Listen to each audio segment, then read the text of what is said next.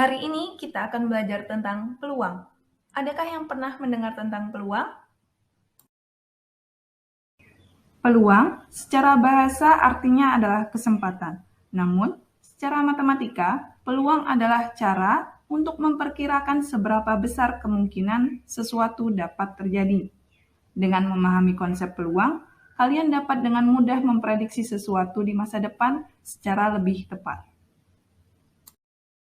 Contoh penerapan peluang dalam kehidupan sehari-hari adalah melakukan perakiraan cuaca seperti yang dilakukan BMKG. Analisis dilakukan dengan melihat fenomena yang pernah terjadi beserta penyebabnya, sehingga didapatkan peluang untuk kejadian tersebut kembali terjadi. Beberapa hal yang harus diketahui agar dapat memahami teori peluang, antara lain percobaan dan ruang sampel. Percobaan adalah suatu kegiatan untuk memperoleh hasil tertentu. Contohnya adalah melempar dadu, melempar uang koin, dan lain-lain. Sedangkan ruang sampel adalah semua kemungkinan yang dapat muncul pada suatu percobaan, dinotasikan dengan S, dan jumlah anggota ruang sampelnya dinotasikan dengan NS. Contoh ruang sampel dari percobaan melempar satu buah dadu, yaitu jumlah mata dadu yang muncul bisa saja 1, 2, 3, 4, 5, ataupun 6. Maka ruang sampelnya adalah 1, 2, 3, 4, 5, dan 6. Sedangkan jumlah anggota ruang sampelnya adalah 6. Lalu, bagaimana cara untuk menyusun anggota ruang sampel? Ada 3 cara, yaitu dengan cara mendaftar, menggunakan diagram pohon, atau menggunakan tabel. Yuk, kita bahas satu persatu. Cara pertama adalah mendaftar, yaitu menuliskan seluruh anggota ruang sampel secara berurutan satu persatu. Cara ini bisa dipilih ketika anggota ruang sampelnya tidak terlalu banyak.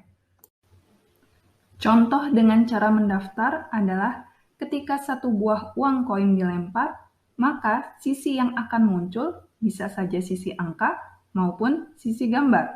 Maka ruang sampelnya adalah angka dan gambar.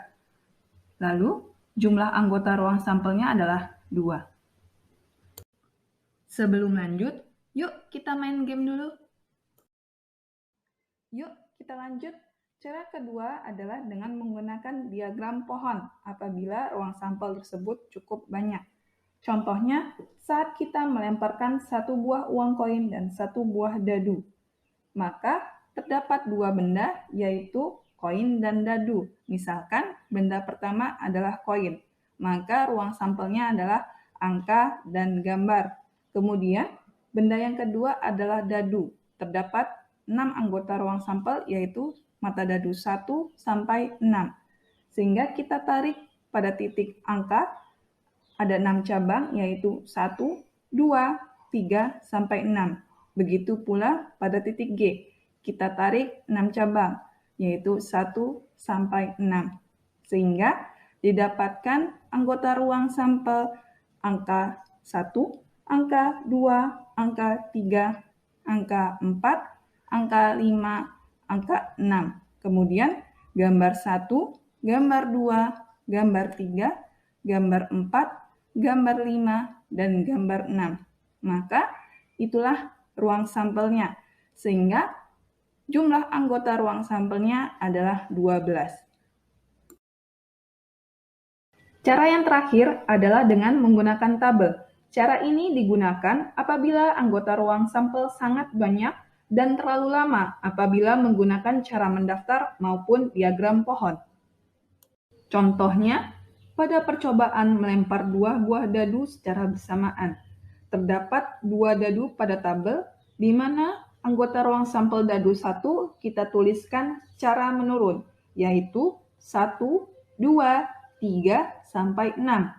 Dan anggota ruang sampel dadu kedua kita tuliskan secara mendatar, yaitu 1, 2, sampai 6 juga.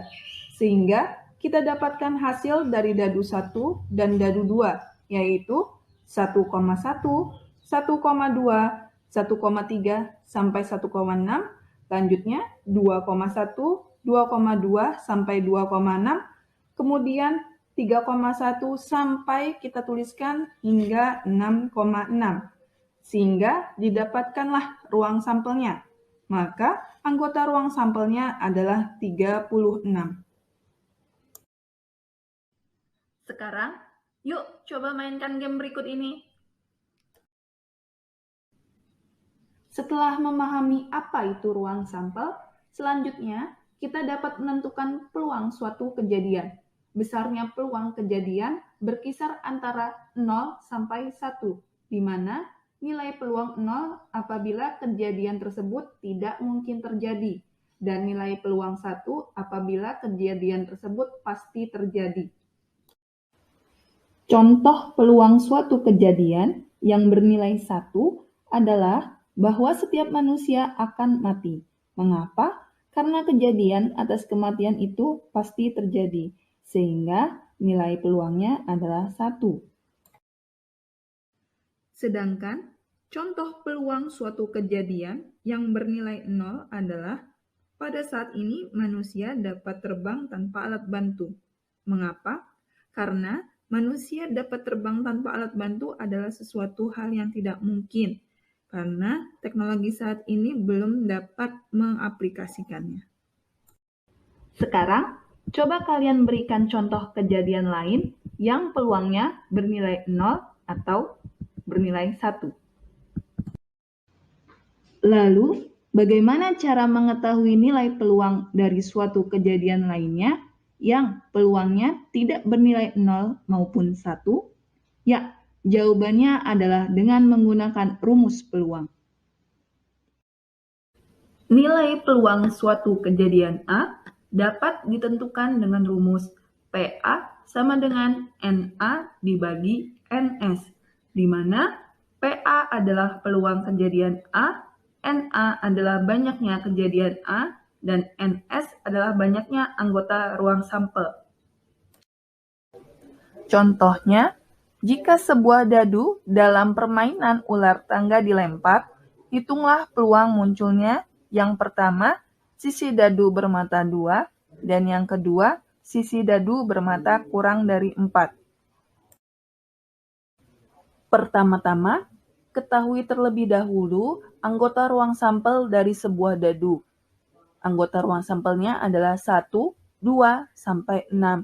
Maka, banyaknya anggota ruang sampel atau NS sama dengan 6.